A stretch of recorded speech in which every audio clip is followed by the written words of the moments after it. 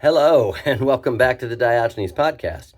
I'm your host, Christopher Willingham, and together we will chew our way through Wokistan in search of an honest man, or woman, or they, them. I'm just kidding. There's nothing honest about any of that. Today on the Diogenes Podcast, an excerpt from my first book, The Disasters of Woke, Manichean Dreams in Words and Pictures, from the introductory section entitled Last Laughs, in which I examine art, comedy, and gynocracy. We're coming in right in the middle, so cozy up. Speaking of wet blankets, Hannah Gadsby mocks Picasso as an aesthetic pseudo-revolutionary and all-around mean, nasty man. Advancing her slanted rant about Cubism as a morally warped map of misogyny, she says, quote, "Picasso freed us from slavery, people. He really did. You know, he freed us from the slavery of having to reproduce believable three-dimensional reality on a two-dimensional surface. That idea that gives the illusion of a single stable worldview, a single perspective. Picasso said, no, run free. You can have all the perspectives at once. What a guy. What a hero. Thank you. But tell me, any of those perspectives a woman's? No. Well, I'm not fucking interested. You just put a kaleidoscope filter on your cock. You're still painting flesh vases for your dick flowers." End quote. Let's hold our noses and unpack the butt plug.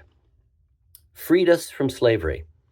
This is a very strange conflation of one ethical imperative, not quite within the power of art, with an aesthetic project motivated by Manet and Cézanne with a scenic detour through West Africa, which is a testimony to the power of cultural influence. An unfunny and inadmissible ipsy-dixitism by someone whose greatest claim to art historical insight is seeing her own face on every grilled cheese sandwich she ever ate. Having to reproduce believable three-dimensional reality on a two-dimensional surface. Well, seeing as how the conquest of visual appearances, as the philosopher and art critic Arthur Danto memorably put it, ended around 1850, I think Pablo was actually born into a world with reproductive rights. His paintbrush, his choice. A single stable worldview, a single perspective. Advocating for monocular views on truth, beauty, and goodness? A perfect world unfolding from one privileged vantage point? Where the fuck are we, 15th century Florence? Standpoints, my dude, standpoints. Live your tea. You can have all the perspectives at once. Actually, Picasso neither said nor ever implied such a thing. He quite specifically acknowledged that the line of veracity cuts through the heart of human experience. Art is not the truth. It is a lie that makes us realize the truth, he said. Not all perspectives are equal, nor are all truth claims, nor are all claimants. Sad. Any of those perspectives a woman's? Per standpoint theory, herstory, and other pinhead solipsistic claims, how the fuck should he be able to do that, and wouldn't it constitute a sexist appropriation? Why didn't Georgia O'Keeffe paint more phallic cacti? Well, I'm not fucking interested. So other views outside your own silo don't count. So much for diversity and inclusion. But fair enough, Hannah. You're also not fucking interesting. Or funny. You just put a kaleidoscope filter on your cock. Now, I've had a lot of things on my cock, including, but not limited to, my hand, mouths, vaginas, my other hand, tits, heated eggplants, socks, someone else's hand, beef liver folded into a pint glass, someone else's other hand, and other things I'd prefer not to mention, but never a kaleidoscope.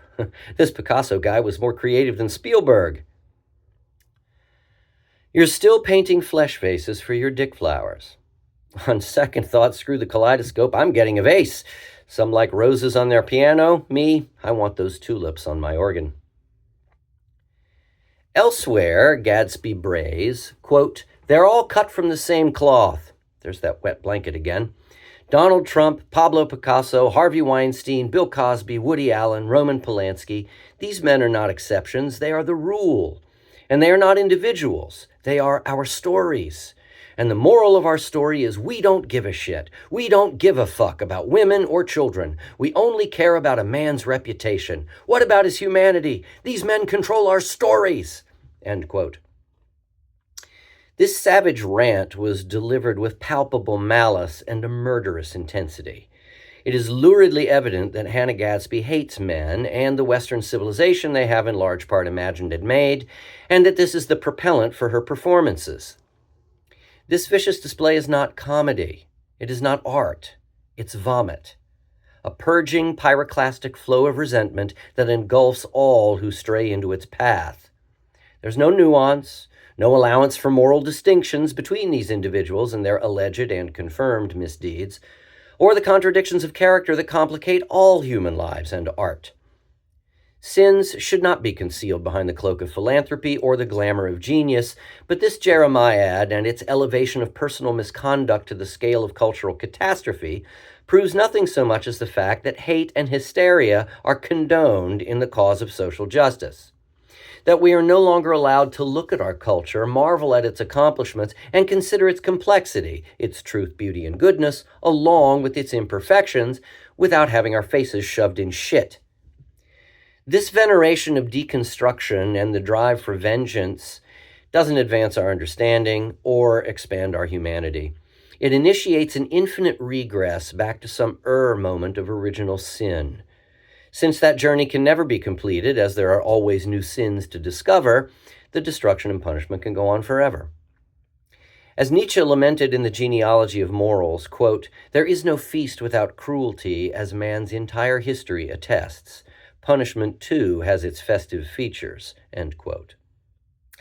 He also observes that equity and enmity are easily exchanged, that resentment is too easily conflated with redemption, and that the insatiability of hate drives these apostles of contempt toward the ultimate revenge. Quote, "Nothing less than to succeed in implanting their own misery and all misery in the consciences of the happy, so as to make the happy one day say to one another, 'It is a disgrace to be happy. There's too much misery in the world.'" End quote. We are no longer allowed enjoyment, only genuflection to the avatars of the new moral order. Still less may we find worth or meaning in the works of the accused, despite the fact that, in Nietzsche's words, quote, "These are a gift from humans to all humankind," end quote. So naturally, Gadsby makes no mention of Picasso's brave rejoinder to the Gestapo when they questioned his authorship of his masterpiece, Guernica, which depicts the fascist terror bombing of a Basque village. To the Nazis, "Did you do this?" Pablo said, "No, you did." Such a lack of humanity. There is no acknowledgement by Gadsby that Woody Allen passed 2 polygraph tests, was interrogated at Mia Farrow's insistence at Yale New Haven Hospital, which is the gold standard in sexual abuse investigation, where it was concluded that he was truthful and innocent, and that his accuser appeared to have been coached by Farrow, and significantly, that Woody Allen has neither been charged nor convicted of any crime. Despite this, he endures ongoing ostracism, and the prestigious publisher Hachette Books refused to print his autobiography. It's not a bit hypocritical to control this story. Believe all victims? No. Believe what can be proved true, the good and the bad, then celebrate the best, and consequence the rest at the scale of the actual wrong within a reasonable time frame. Then get the fuck on with your life. Hannah Gadsby does not present humor, but a hangman's noose, petulant speechifying, gleeful misandry, incontinent identity claims, and a please don't beat me masterclass in the superiority theory of comedy. Remember, she powers from down under. Quote, "Do you understand what self-deprecation means when it comes from somebody who already exists in the margins? It's not humility, it's humiliation. I put myself down in order to speak, in order to seek permission to speak, and I simply will not do that anymore, not to myself or anybody who identifies with me," end quote. Exists in the margins. Sure, while performing before a paying audience of thousands with a Netflix contract, an Emmy Award, and $1 million in the bank.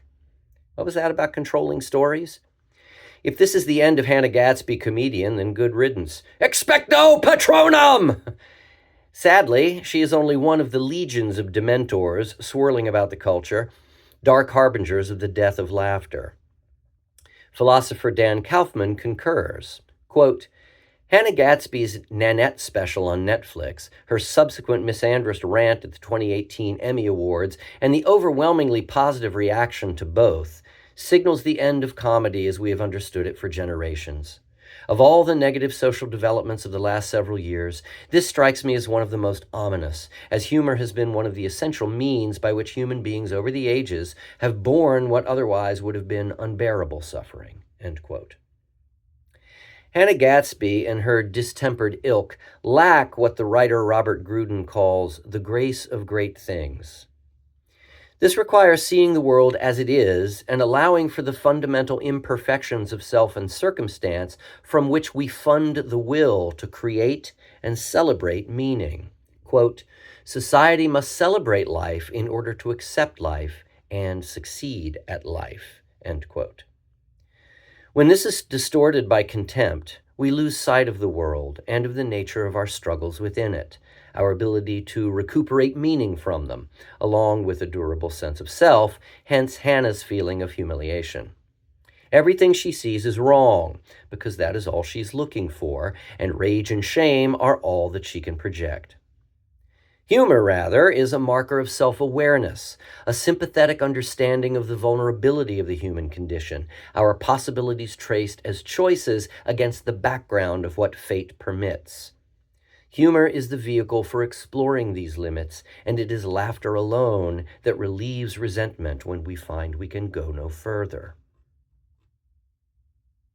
If you enjoy the content here on the Diogenes podcast, please like and subscribe and tell your friends to join the pack.